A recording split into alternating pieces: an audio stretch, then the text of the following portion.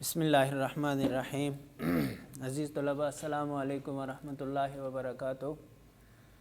عزیز طلباء، آج ہمارا جو سمارٹ سلیبس تھا اس میں سے کچھ تو ہم نے پہلے پڑھ لیا تھا، اور جو ہمارا باقی سلیبس رہتا ہے اس کو ہم انشاءاللہ آن لائن پڑھیں گے، اور اس کے لیے آج ہم پہلے ویڈیو بنا رہے ہیں، اور اس کے لیے ہمارے پاس سبق ہے چغل خور۔ بچوں، جیسا کہ آپ جانتے ہیں کہ اردو کی ٹیکسٹ بک کی ریڈنگ کے حوالے سے سب سے پہلے تو ہم مصنف یا شاعر کا تعارف کیا کرتے تھے، لیکن بریک ڈاؤن سمارٹ جب سے آیا تو ان کی ہدایت کے مطابق وہ ہم نے چھوڑ دینا ہے، اور سبق کی بلند خوانی سے ہم نے اپنے سبق کا آغاز کرنا ہے، اور اس کے ساتھ ساتھ ہم مشکل الفاظ کے معنی بھی سمجھتے سمجھاتے چلیں گے۔ پھر اس کے بعد اس کا خلاصہ ہوگا، اور اس کے بعد اس کے پیراگراف کی تشریح ہوگی، اور پھر اس کے بعد اس کے مشقی سوالات کے ہم جوابات دیں گے۔ اور سب سے پہلے بلند خوانی سے بھی پہلے مختصر ترین خلاصہ، جس کی مدد سے آپ وہ خلاصہ لکھ سکیں گے جس کی کوانٹٹی میں آپ کو عام طور پر 1.5 سے 2 صفحے بتایا کرتا ہوں، اس لیے کہ جو کسی بھی سبق کے خلاصے کا فارمولہ ہے کہ وہ 1/3 ہو جائے، اگر ہم اپنے اسباق کے اعتبار سے وہ کریں تو ہمیں جو وقت ملتا ہے اور جتنے نمبر خلاصے کے ہوتے ہیں اس کے حساب سے وہ بھی کچھ زیادہ بنتا ہے۔ تو چونکہ خلاصے کی کوئی حد نہیں ہے، تلخیص کی حد کوئی نہیں، کوئی آدمی 1 لائن اور 4 جملوں میں بھی تلخیص بیان کر سکتا ہے، اور کوئی آدمی 1.5 سے 2 پیج میں بھی بیان کر سکتا ہے، اور کوئی آدمی 1/3 کرے تو 3 سے 4 پیج بھی بن سکتے ہیں۔ لیکن چونکہ ہمارے پیپر کے وقت کا تقاضا اور جتنے اس کے نمبر رکھے گئے ہیں 5 نمبر کا خلاصہ ہوتا ہے، اس کا تقاضا یہ ہے کہ ہم 1.5 سے 2 پیج، 1.5 سے 2 صفحے اپنے سبق، کسی بھی سبق کے خلاصے کے وہ تیار کر لیں۔ اور سبق کے شروع کرنے سے پہلے خلاصہ در خلاصت بالکل تلخیص وہ میں آپ حضرات کے سامنے عرض کر دیتا ہوں کہ یہ چغل خور ایک آدمی ہوتا ہے، اور اس کو چغل خوری کی عادت ہوتی ہے، اور یہ ظاہر بات ہے کہ بری عادت ہے، اس کی وجہ سے یہ اتنا بدنام ہو جاتا ہے کہ اس کو روزگار نہیں ملتا، اور یہ بھوکے رہنے تک کی نوبت آ جاتی ہے، تو کسی دوسرے گاؤں میں چلا جاتا ہے، وہاں جا کے کسی ذمہ دار کے پاس جاتا ہے اور اس سے یہ کہتا ہے کہ جی میں بغیر تنخواہ کے آپ سے کام کروں گا، لیکن مجھے ایک بات کی اجازت دیں کہ 6 ماہ بعد ایک چغلے کھاؤں گا۔ اب وہ 6 ماہ جب پورے ہوئے تو اس نے اپنی چغلے کا آغاز کیا، اور اس کے نتیجے میں اس نے کسان کو بھی، اس کی بیوی کو بھی، اس کے کسان کے سالوں کو بھی، اس کے بھائیوں کو بھی آپس میں خوب لڑا دیا، اور یہاں تک کہ سر پٹول تک بات پہنچ گئی، اور وہ خود کہیں غائب ہو گیا۔ بعد میں جب بات تلاش کی تو پتہ چلا کہ یہ تو اس کا کیا در ہے سب کچھ۔ بس یہ آپ کے سبق کا تلخیص در تلخیص ہے۔ اب اسی کو آپ نے ایک کہانی کے انداز میں بیان کر دینا ہے۔ دوسری بات یہ سمجھ لیں کہ اس کو لوک داستان کہتے ہیں۔ یہ جو کہانی آپ کے سامنے بیان کی جا رہی ہے اس کو لوک داستان کہتے ہیں۔ لوک داستان کیا ہوتی ہے؟ یہ سینہ بسینہ نقل ہوتی ہوئی آتی ہے، اس کی کوئی کتاب یا تصنیف نہیں ہوتی، اس کا مصنف کوئی نہیں ہوتا، بلکہ یہ کہانی سینہ بسینہ یہ نقل ہوتی ہوئی چلی آتی ہے۔ اب ہم اس کی بلند خوانی کرتے ہیں۔ اس میں سب سے پہلے انہوں نے یہ لکھا ہے کہ اس سبق میں چغل خور کے بیانات جھوٹ کے ذیل میں آتے ہیں، اور یہ چغل خوری کی بجائے فتنہ پروری زیادہ ہے۔ یہ ایک لوک کہانی ہے۔ یہ لوک کہانیاں یا لوک داستانیں کسی معاشرے، تہذیب اور زبان کا قیمتی سرمایہ ہوتی ہیں۔ ان کہانیوں کے مصنف کا کسی کو عطا پتہ نہیں ہوتا۔ یہ کہانیاں سینہ بسینہ ایک نسل سے دوسری نسل منتقل ہوتی رہتی ہیں۔ ان کے ذریعے سے محبت، ایثار، خلوص، مروت، اتحاد، دوستی اور بہادری جیسے صفات معاشرے میں پروان چڑھتی ہیں، اور نسلوں کی کردار سازی میں اہم کردار ادا کرتی ہیں۔ یعنی ان کہانیوں کا فائدہ یہ کہ سبق آموز ہوتی ہیں، اور ان سے اچھے کردار کو پروان چڑھانے میں مدد ملتی ہے۔ یہاں تک تو اس کہانی کا انہوں نے تعارف کروایا کہ یہ کیا ہے، جو میں نے آپ کو پہلے بھی بتا دیا۔ اس کے بعد سے کہانی شروع ہوتی ہے کہ اگلے وقتوں کی بات ہے، کسی گاؤں میں ایک چغل خور رہتا تھا، دوسروں کی چغلی کھانا اور ایک کی بات دوسرے سے کرنا اس کی عادت تھی، اور لاکھ کوشش کے باوجود وہ اپنی عادت کو نہ چھوڑ سکا تھا۔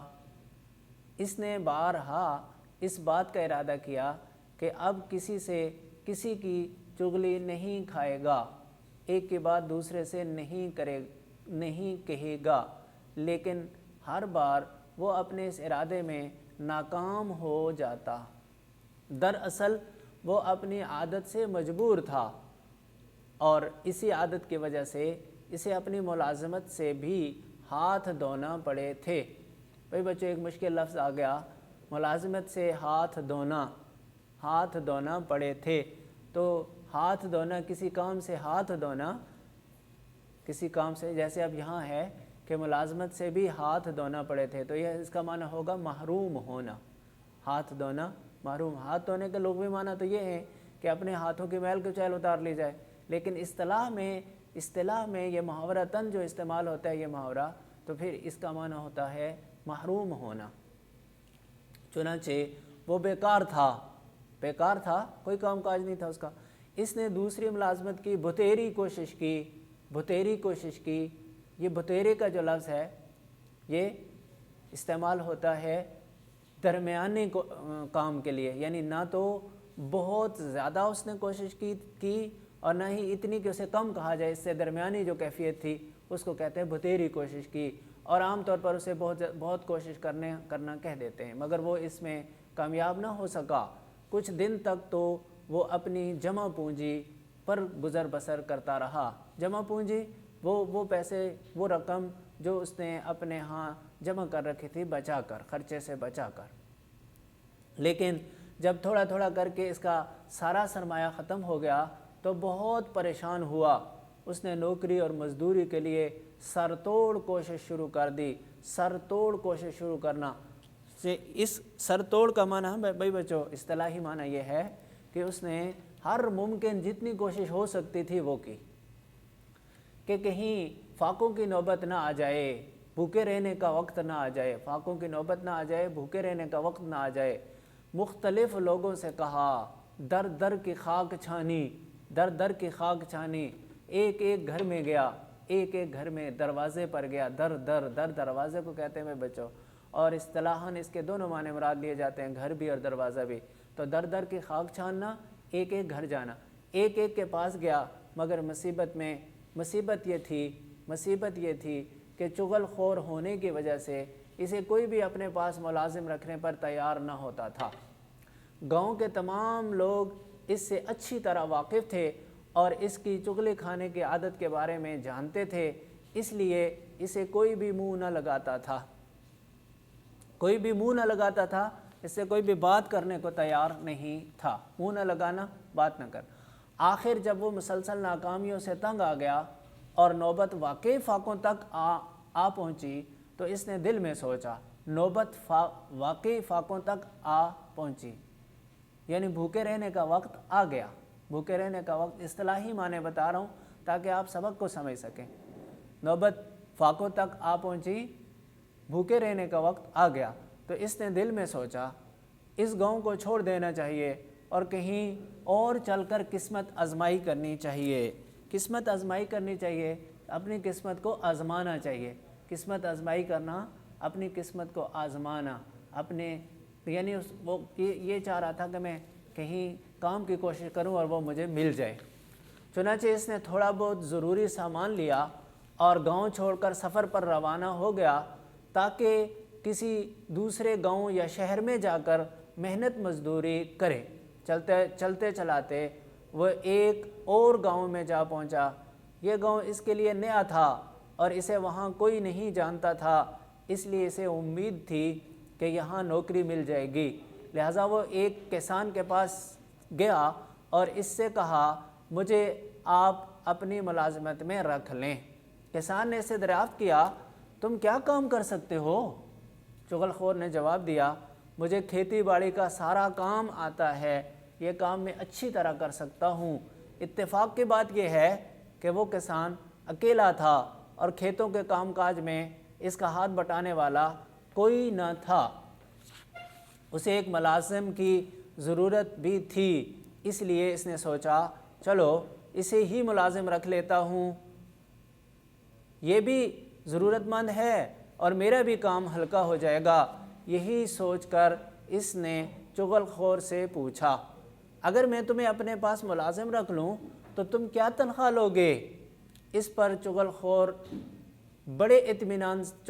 نے بڑے اطمینان سے جواب دیا کچھ نہیں، میری کوئی تنخواہ نہیں ہے۔ کسان کو اس کی بات سن کر بڑا تعجب ہوا، حیران ہوا۔ کسان اس کی بات سن کر بڑا حیران ہوا کہ کام کرے گا اور تنخواہ نہیں لے گا، بھلا یہ کیوں کر ہو سکتا ہے؟ اس نے حیرانی سے یہ کہا یہ کیسے ہو سکتا ہے؟ جواب میں چغل خور کہنے لگا آپ مجھے صرف روٹی کپڑا دے دیں اور اس کے ساتھ ایک بات کی اجازت، بس یہی میری تنخواہ ہے۔ کسان پوچھنے لگا کس بات کی اجازت؟ چغل خور بولا آپ مجھے صرف اتنی اجازت دے دیں کہ میں 6 ماہ کے بعد آپ کی صرف ایک چغلی کھا لیا کروں۔ چغل خور کی یہ بات تو اپنی جگہ بڑی عجیب تھی، لیکن کسان نے اپنے دل میں سوچا مفت کا نوکر مل رہا ہے، خالی روٹی کپڑے میں کیا برا ہے؟ یعنی خالی کھانا اور کپڑے دینے سے تو یہ تو کوئی بری بات تو نہیں ہے، ٹھیک ہے چغلی کھائے تو کھائے۔ پھر اس نے اپنے آپ کو آمادہ کرنے کے لیے کہا 6 ماہ بعد ایک چغلی کھاتا ہے تو کھا لے، میرا کیا جاتا ہے؟ یہ کسی سے میری چغلی کھا کر میرا کیا بگاڑ لے گا؟ میرے پاس کون سے راز ہیں جو ظاہر ہو جائیں گے؟ مجھے تمہاری یہ شرط منظور ہے۔ چنانچہ چغل خور کے پاس ملازم ہو گیا۔ چنانچہ چغل خور کسان کے پاس ملازم ہو گیا۔ وہ کام بھی اسی کا کرتا تھا اور اسی کے گھر میں رہتا بھی تھا۔ روزانہ صبح سویرے کسان کے ساتھ کھیتوں میں چلا جاتا، بیلوں کے لیے چارہ کاٹتا، ہل چلاتا، گاہی کرتا۔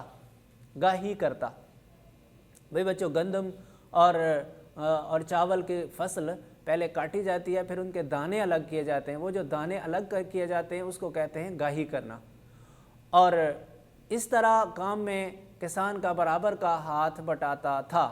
دن گزرتے گئے اور کسان کو یہ بات بھی بھول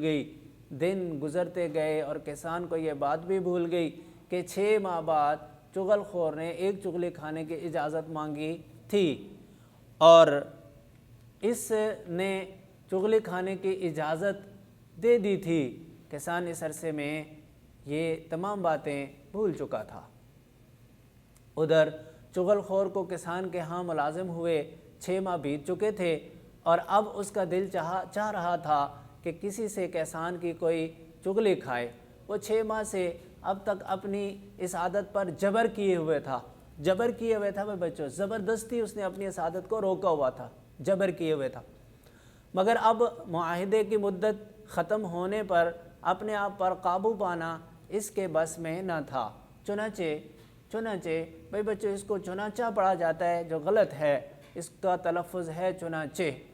جب وہ اپنی عادت سے بالکل مجبور ہو گیا تو اس نے سوچا اب چاہے کچھ ہو میں کسان کی چغلی ضرور کھاؤں گا، اور اب تو معاہدے کے مطابق میرا حق بھی ہے۔ ایک روز کسان حسب معمول اپنے کھیتوں میں گیا ہوا تھا اور گھر میں اس کی بیوی اکیلی تھی۔ یہ دیکھ کر چغل خور کسان کی بیوی کے پاس گیا اور بڑا ہمدرد بنتے ہوئے کہنے لگا اگر تم برا نہ مانو تو میں تم سے ایک بات کہوں۔ بھائی بچوں، سوالیہ نشان دیکھیں، سوال ہے، اس کے لہجے میں آپ کے میں سوال ہونا چاہیے۔ اگر تم برا نہ مانو تو میں تم سے ایک بات کہوں۔ کسان کی بیوی بولی ضرور کہو، اس میں برا ماننے کی کیا بات ہے؟ چغل خور اور بھی زیادہ ہمدردی جتاتے ہوئے بولا اس میں تمہارا ہی بھلا ہے۔ یہ سن کر کسان کی بیوی کو کچھ شک سا ہو گیا۔ اس نے دل میں سوچا ہو نہ ہو کوئی خاص بات ضرور ہے۔ دیکھو بھائی بچوں، یہ جو لفظ بولا جاتا ہے ہو نہ ہو کوئی خاص بات ضرور ہے، یہ جو لفظ ہے یہ اس وقت بولا جاتا ہے کہ جب آدمی کسی بات کے سننے کی آدمی کی تمنا میں اضافہ ہو رہا ہو، اور کیفیت اس وقت آدمی کی ایسی ہو کہ وہ سسپنس میں پڑ جائے۔ یہ سن کر کسان کی بیوی کو کچھ شک سا ہو گیا۔ اس نے دل میں سوچا ہو نہ ہو کوئی خاص بات ضرور ہے۔ اسے شک پڑ گیا کہ کوئی خاص بات ایسی ہے جو یہ مجھے کہنے لگا ہے۔ یہ خیال کر کے وہ کہنے لگی پھر تو ضرور کہو، وہ کیا بات ہے؟ اور آپ کو یہ پتہ ہے کہ عورتوں کے اندر یہ خصوصیت ذرا زیادہ ہوتی ہے۔ جواب میں چغل خور بڑے رازدارانہ انداز میں بولا، راز والے انداز میں بولا، دراصل کسان کوڑی ہو گیا ہے، اس نے اپنی یہ بیماری اب تک تم سے چھپائے رکھی ہے۔ کوڑی ہو گیا ہے؟ بیوی نے کہا نا، بیوی نے سنا جب تو وہ بڑی تعجب سے بولی اور سوالیہ انداز اختیار کیا کہ کوڑی ہو گیا ہے۔ کسان کی بیوی نے چونک کر پوچھا، یعنی تعجب کے انداز میں اور بڑبڑا کر۔ اسے بڑا تعجب ہوا، یہ بہت حیران ہوئی، بڑا تعجب ہوا، بہت حیران ہوئی۔ یہ بات اس کے لیے جس قدر نئی تھی، اس سے کہیں زیادہ حیران کن بھی تھی، حیران کرنے والی بھی تھی۔ چغل خور نے جب اپنا تیر نشانے پر بیٹھتا دیکھا تو بولا، تیر نشانے پر بیٹھنا یہ بھی محاورہ ہے بھائی بچوں، اپنا مقصد پورا ہوتا نظر آنا۔ تیر نشانے پر بیٹھتا دیکھنا، اپنے مقصد کو پورا ہوتے ہوئے دیکھنا۔ اگر تمہیں یقین نہ آئے تو آزما کر دیکھ لو۔ اب تو کسان کی بیوی بھی سوچ میں پڑ گئی۔ اس نے دل میں سوچا ہو سکتا ہے ملازم ٹھیک ہی کہہ رہا ہو، بھلا اس کو مجھ سے ایسا جھوٹ بولنے کی کیا ضرورت ہے؟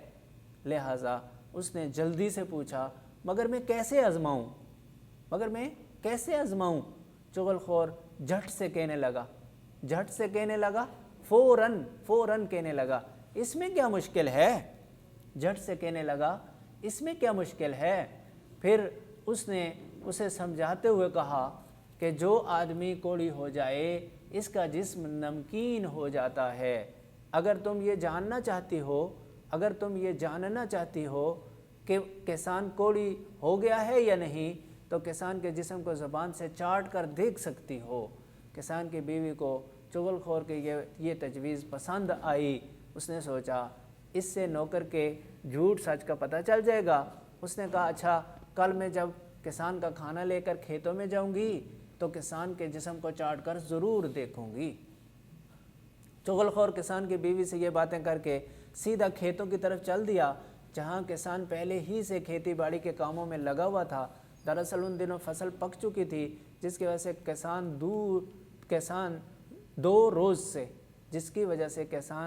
2 روز سے اپنے گھر نہیں گیا تھا۔ اسے رات کو بھی کھیتوں میں ہی رہنا پڑتا تھا۔ چغل خور کسان کے پاس پہنچا اور اس سے بڑی رازداری سے کہنے لگا، تم ادھر کھیتوں میں کام کرتے پھر رہے ہو اور ادھر تمہاری بیوی پاگل ہو گئی ہے۔ لو بھی بچو، یہاں تک آج ہم نے ریڈنگ کی۔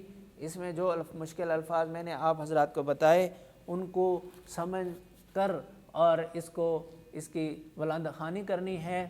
بلند خوانی کرنے میں بھائی بچو ایک تو اس بات کا دھیان رکھنا ہے کہ جہاں کہیں سوالیہ ہے، ندائیہ ہے اور اس کا لہجہ، ظاہر بات ہے کہ الگ ہر جملے کا اس کو اپنے لہجے کے مطابق آپ نے کرنا ہے، اور اس کے علاوہ تفہیم آپ کی خوب ہونی چاہیے کہ مصنف نے کیا کہا۔